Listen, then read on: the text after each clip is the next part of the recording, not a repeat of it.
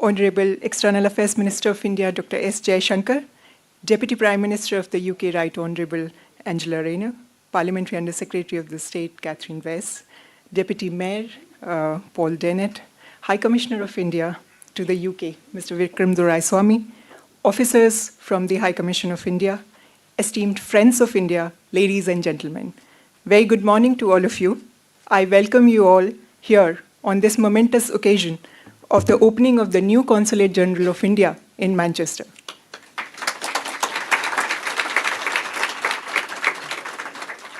My name is Vishakha Yaduvanshi, and I'm honored to lead this newly established consulate as we embark on a journey of deeper engagement and collaboration between India and the UK.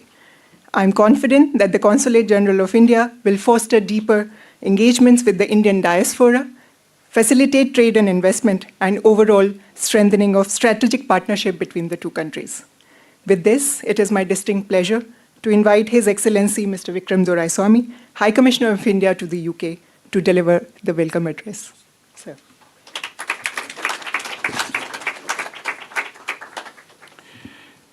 Thank you, Vishakha, and a warm welcome to you to Manchester. Your Excellency, Deputy Prime Minister, Your Excellency, Minister West, my boss, our External Affairs Minister, Dr. S. Jaishankar, members of Parliament, Nav Mishra in particular, I thank you for being here. Our two Honorary Consuls General from Cardiff and Newcastle upon Tyne, to be exact. And ladies and gentlemen, thank you so much for being here. 2 years ago, Deputy Prime Minister, I had the good fortune of visiting this area to visit Stockport and sample some of Stockport's local beer, and of course to come and call upon you, Deputy Prime Minister. And the first thing that I heard loud and clear from all of our friends in Manchester was that, great though it was to have a consulate in Birmingham and of course a big team in London dealing with the relationship, what we really needed were two things. One, cricket players. No, I'm kidding. Direct flights between Manchester and India, and a consulate. Thanks to my minister and the decisions of our government, we have delivered within these 2 years on the consulate. And of course, I understand that our private airlines are soon to deliver on the second commitment, which is to have direct flights from here to India. Of course, it would have been much easier for all of us if the final parts of the decision-making process at the administrative levels had been a little quicker. We signed the contract for this building on Sunday last. And Vishakha has reached here, 48 hours ago? 48 hours ago. So nothing like doing things just in time. As you know, this is the objective. We try and do everything in time, but it is nice if we could do it well in time. Our goal here thereafter will be to serve our community, which is large, diverse, full of energy, and driven by the opportunity to build ties between India and the UK, in particular in business, where the Manchester-India partnership, supported by the Greater Manchester Council, and of course by a great friend of the India-UK partnership, Simon, who's sitting right here, and Joe Ahmed, who's helped us run this for the last, 4 years now, Joe? A little over 4 years now. Our student community, that is part of some of the most exciting research happening, including at Manchester University's Graphene Center, and of course our arts and cultural community, which are beautifully represented in the new South Asia Gallery in Manchester's fantastic museum. Manchester, ladies and gentlemen, is the Ahmedabad of the UK. It is the textile city with a long connection with India, just as Ahmedabad is the Manchester of India. The connection with our minister is very direct. Our minister represents the state of Gujarat in the upper house of Parliament. And so it was most appropriate that we have him here to launch this new consulate, the first one that we opened in several decades in the United Kingdom. As we move ahead, we look forward with our team, integrated between London, Birmingham, and Manchester, and further afield in Edinburgh and now Belfast, in being able to deliver more services to the community, more business connectivity, more cultural connectivity, and in a word, an even bigger and better India-UK relationship. Thank you for your attention. Thank you for coming out. And with your support, much more India and Manchester, much more Manchester and India. Thank you very much.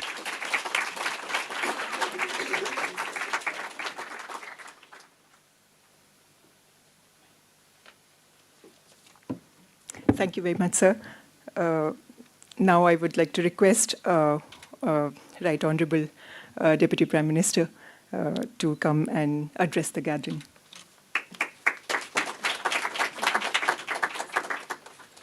Thank you and good morning everyone, and to Your Excellency, Ambassador, to members of Parliament, Nav, who is the Member of Parliament for Stockport here and a good friend of mine. I couldn't be prouder to stand as a Mancunian here today after a couple of years ago mentioning this, because I was saying to the Minister, it's probably one of the biggest things that's in my inbox. Actually, it's demands for direct flights and also for the Consulate here, which will have a huge impact on our community that we're incredibly proud of. Our links go back such a long time, and our businesses, our communities, our community space, our celebrations, everything that is Mancunian is Indian as well. And we are incredibly proud of that fact. And it's a huge pleasure to welcome you all to Manchester. It's not my bit of Manchester anymore. I was born just up the road from here, but this is Nav's bit, but you are incredibly welcome. And we brought a bit of Indian sunshine for you today. Doesn't happen that often, but we've got some for you today. And I was delighted to receive the invitation from the Minister to celebrate the opening of India's new Consulate General in my home city. The Prime Minister has asked me to pass on his very best wishes. I know you met with him earlier this week. He's thrilled that India is expanding its diplomatic reach both here and in Belfast. It's a fantastic moment for Manchester, where I'm so proud to be a Member of Parliament, and it also says so much about our two nations as allies, friends and partners. Across generations, the Indian community have contributed so much to our great city. Together, we're finding new ways to make our relationship even stronger. It's based on already firm foundations of respect and cooperation, and it recognises the immense potential for mutual growth and opportunities. I saw these firsthand in my visit to India back in 2007 and again when I returned last year. And I felt that transformation in that time was absolutely phenomenal. It was amazing. And to see, of course, India is now projected to become the world's fourth biggest economy in 2026. The new consulate's a vital bridge to the UK, a testament to this. This one will support the amazing businesses in the northwest of England owned by a sizable Indian community, which has played a huge role in over many years of our success. We're very proud of the brand new gallery in Manchester Museum, the first permanent expedition in the UK to celebrate the richness and diversity of South Asian diaspora. It will be fantastic to welcome many of you to Old Trafford later, the scene of so many mighty contests between our countries. Now, you might think it's brave of me to bring up cricket in this room after the winter we've had, but I'm an optimist. And as we celebrate International Women's Day, woo, I look forward to seeing England's women try and even things out against India this summer. This year's theme, Accelerate Action, calls for even faster progress towards gender equality, an issue that's really close to my heart. And I know the Indian government has introduced a number of programmes and projects that recognise the role of women and their contribution to society and how crucial that is to their economy. And that's brilliant. And I saw some of that on my visit.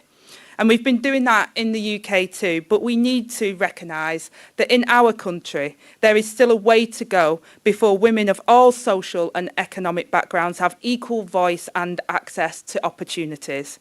And that's crucial if we're to build a truly sustainable growth and raise living standards for everyone.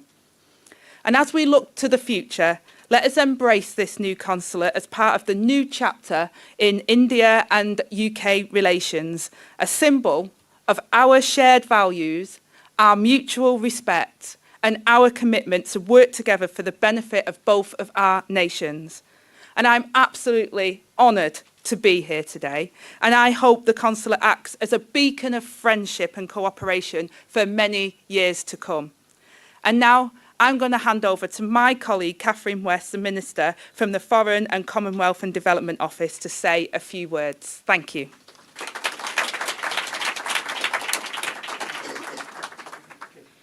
Well, thank you so much, Angela. And you know it's a special occasion when you get Angela, because she's one of our favourites. So it's lovely, lovely to be in Manchester this morning, and also for Manchester to have turned on the beautiful sunshine, a touch of India for us, and on International Women's Day to be welcoming this wonderful servant of the people here for all of our diaspora, to be welcoming and to try and get rid of those irritants when you're doing business that you just need to kind of sort out with governments. So I know that you'll be a wonderful addition to our family here. And I am thrilled to be here, and I'm looking forward very much to our brief visit to Old Trafford later today, and also Tottenham tomorrow, where you'll be looked after by my colleague David. Of course, some of us are Arsenal supporters, so it's neither Manchester nor Tottenham, but it will be a lovely weekend of sport. And that's just one of the areas where there's so much growth between our two countries. And also, it's been wonderful to see the different regions, not just Manchester, but of course, yesterday, Dr. Jaishankar was in Belfast, and we have all these wonderful growing communities. Now, at the heart of any consulate are the services, and we do hope that this is a helpful building for people, and that the Living Bridge will feel that it's got a true home here as well. And of course, we know that Manchester has got so much going on, whether that's the building of new homes, whether that's the tech and the modern approach to all of our youngsters, both having a young population here, but also in India, and also trying to think of new things to do. Some of the jobs in 10 years' time, we can't even imagine what they are now. And it's places like Manchester with its vibrant university sector where we will see that, as well as healthcare. We know that the universities offer a wonderful course, and this week the statistics have just been in the press that we have more healthcare workers from areas like India, where we've had that long, long tradition of Indian doctors and nurses and healthcare workers across the piece, and we look forward to those collaborations as well. Our commitment will refresh our comprehensive strategic partnership, fostering growth, innovation and closer collaboration on global challenges as well, such as climate change, the ongoing negotiations for the free trade agreement, and our trajectory is clear that the relationship will get closer and stronger. Today's a crucial milestone in that growth, and I know that we'll go from strength to strength here in Manchester and beyond. Thank you so much.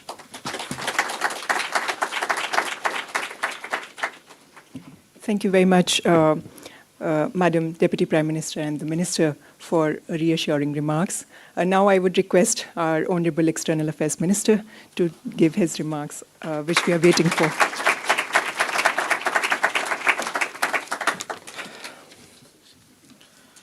Deputy Prime Minister Angela Rayner, Minister Katherine West, High Commissioner, Consul General, Members of Parliament, Deputy Mayor, and my brothers, sisters from India, people from Manchester. It's really a wonderful feeling to be here today with all of you. And let me begin by saying namaskar and happy International Women's Day. And Minister West completely agreed. Nothing could be more fitting than to have a Consul General inaugurate her consulate on this day. So it wasn't just, it was not only just in time, but we actually got the day right.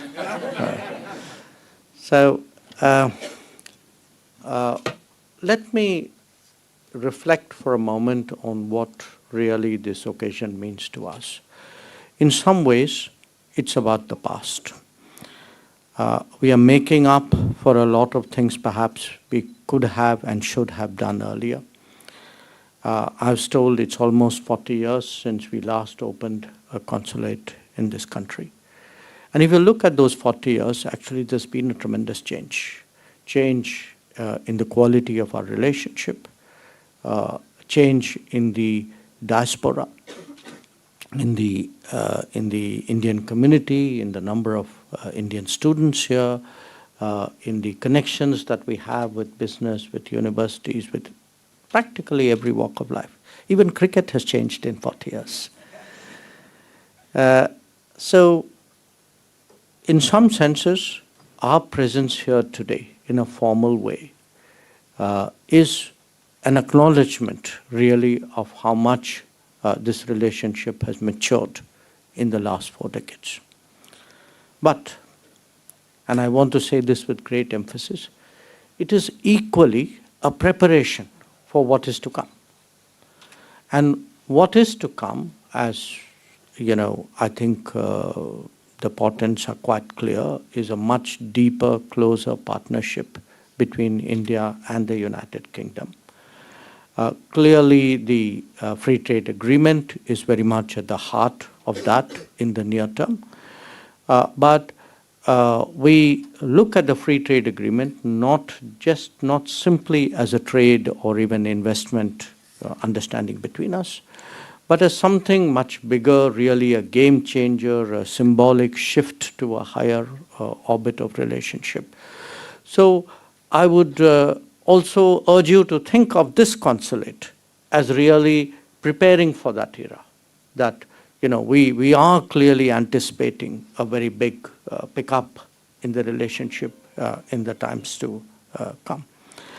Now, already I can see, you know, Manchester is hugely invested in India and the other way around. I'm told that the trade with this region is about 700 million pounds, that there are more than perhaps 300 Indian firms here. By the way, my experience is anytime I come up with a statistic, somebody corrects me with a larger number. So I came in here with a number for the size of the community, but after hearing you, I decided to keep it to myself. Because apparently the community has grown since we last assessed it. So whether it's the students, whether it's the community, whether it's the Indian companies here, whether it's the Manchester-India partnership. So there is really a lot going for us in this region. And when you are that invested, it is really, I think, common sense that we should have a diplomatic consular presence here. So I'm very confident that the establishment of this consulate would give a fillip to the relationship. In fact, the first time we met, the Deputy PM raised 2 issues, which was one, the consulate, the other was the flight. And I think we have, as the High Commissioner said, delivered in one, and we're hopefully almost there with the other. And I'm sure there'll be more asks to come. And I'm sure there'll be more efforts on our part to meet those asks. So I again want to say how pleased I am to actually be here on this occasion. It's something which mattered to me. You know, it's, by the way, my first visit to Manchester as well. So I also, even though it's a brief visit, in a way, it's been a learning experience. You know, foreign ministers are quick learners. So even if you are there for a day, we pick up something along the way. It's really, really been a great pleasure. And I want to add one more comment, and that was from something which the Deputy PM said. Today is the International Women's Day, and I want to share with all of you really the change that has happened in terms of gender equity and in putting women's issues in the center of our policy in the last decade under Prime Minister Modi. it's reflected in a variety of ways. You know, one of his earliest public campaigns, if you would remember, you know, 2014, 2015, it seems long ago now, was actually a campaign which was called Beti Padhao, Beti Bachao, which is broadly like educate your daughter to progress her. Now, around the same time, he actually pushed very strongly for a big campaign to actually, address a problem which most people felt even awkward talking about, which was the lack of facilities for women, bathroom facilities, toilets for women in our country. For those, and it was, in a way, it was something we all knew, yet didn't talk about, and therefore didn't do anything about. But if one looks at it, it was actually impacting so many people's lives that, they had to build their daily work cycle around this. Many of them wouldn't send their girls to school because of the absence of facilities. So it was something which was very grounded and yet very consequential. And today, when we look at where that approach has carried us, a few years ago, 2 years ago to be precise, we were the chair of the G20, the president of the G20. We took a number of initiatives, and it was a particularly difficult presidency at that time. The world was very polarized. People were not willing to sit with each other.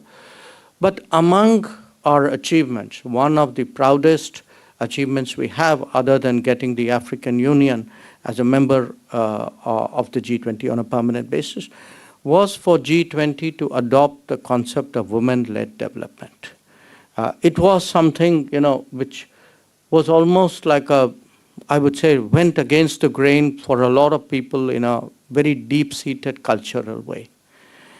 So I mentioned that today because today is a very relevant occasion to reflect on where we stand. And we've seen in the last decade how much, for example, school attendance and school retention has grown.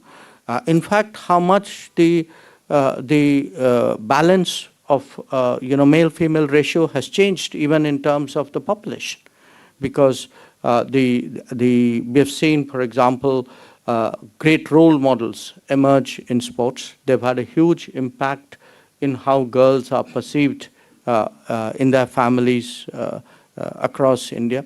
So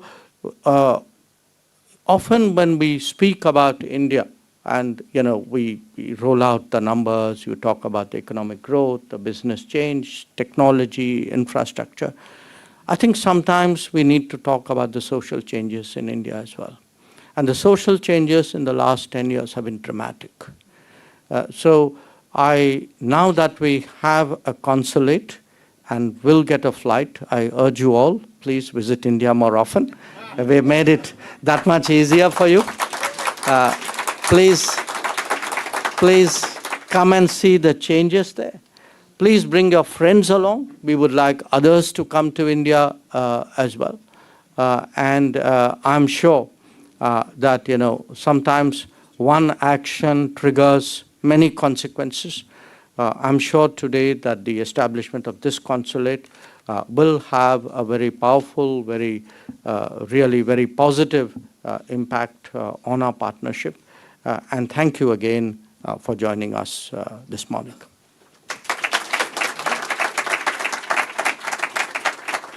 So for your presence and guidance.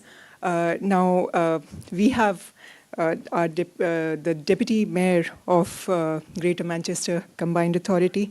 I would request him to address the gathering, please.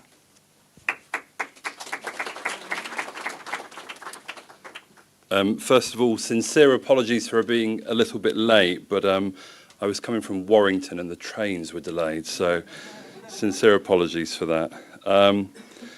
Okay, so my name is Paul Dennett. I'm the Deputy Mayor for the Greater Manchester Combined Authority.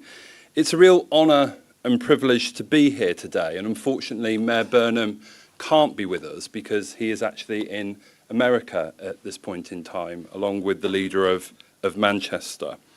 So today we celebrate the strong and growing relationship between Greater Manchester and India.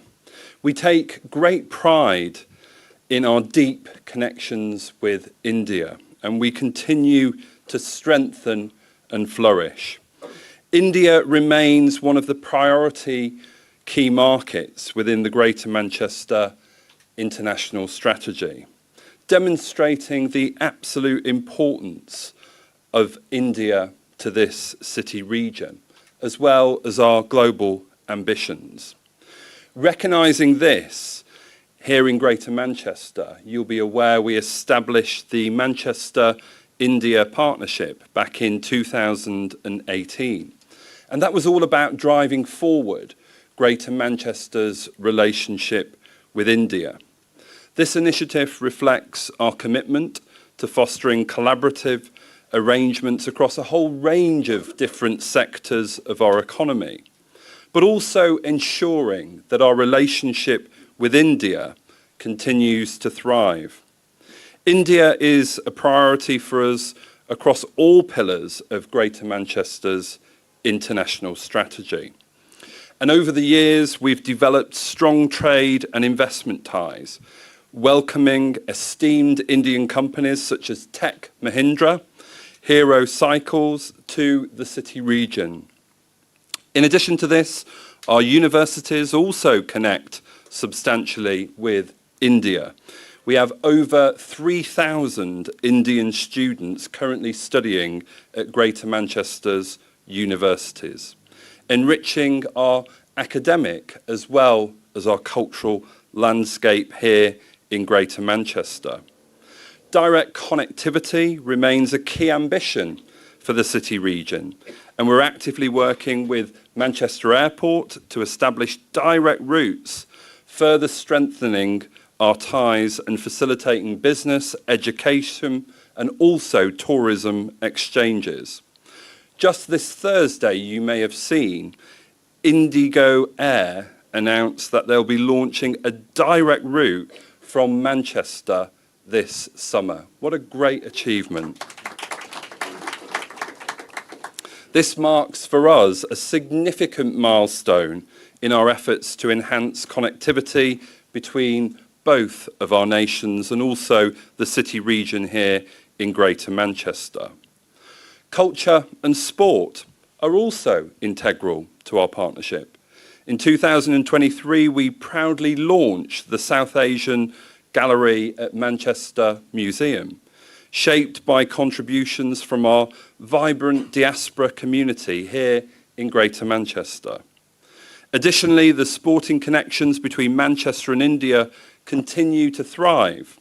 Manchester City Football Club's links with Mumbai City Football and Lancashire Cricket Club's upcoming hosting of the India and England women and men's games this summer builds a rich history, including obviously the unforgettable India-Pakistan match in 2019. So looking ahead, I'm really excited about the many and varied opportunities that we have working closely with this consulate to further deepen our relationship between Greater Manchester and India. And this consulate will play a crucial role in supporting those strong Indian ties, but also the diaspora here within Greater Manchester. And as we've already heard, it is a growing community, having lots of positive impact across our city region. But we need to ensure that all of you have access to essential resources, cultural initiatives, and those business opportunities. So together, I am optimistic that we can serve the people of Greater Manchester as well as the needs and aspirations of our respective nations. And also in supporting our business community, we have a huge opportunity to seize new opportunities through the UK-India Free Trade Agreement, currently, as we know, in development with the government. So it is a real honour and privilege to be here with you all today to celebrate the opening of this really important facility and all institution, really, within Greater Manchester. Let's build on what today represents, and let's continue to deliver for the UK-India relationships. Thank you very much. Thank you very much for your kind remarks.